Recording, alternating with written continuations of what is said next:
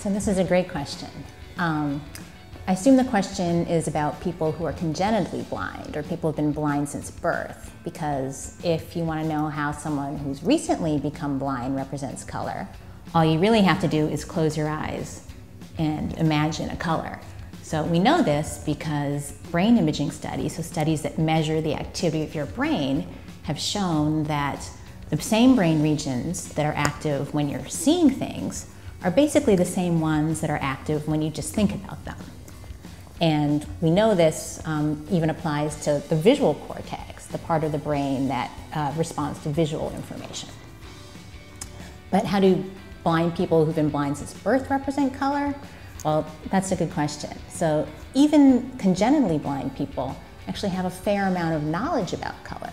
So they know things like, for red, they know that strawberries are red, they know that blood is red, they know that rubies are red, they know red is associated with warmth and with embarrassment and with anger.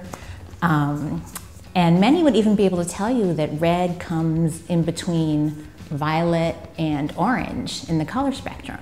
So they have a fair amount of knowledge about color, and they know this the same way that sighted people who, for example, have never seen the planet Mars, can tell you that Mars is the red planet.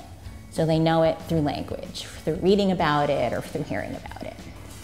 So there's actually quite a bit of knowledge about color that sighted people and blind people share.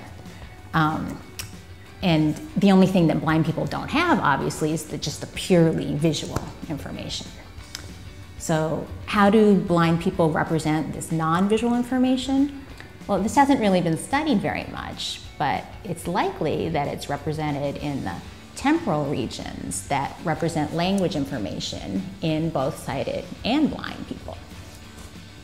But what about the parts of the brain that in sighted people represent the visual aspects of color, for example, the visual cortex? Well, it's not the case that in blind people, this part of the brain just atrophies and doesn't do anything.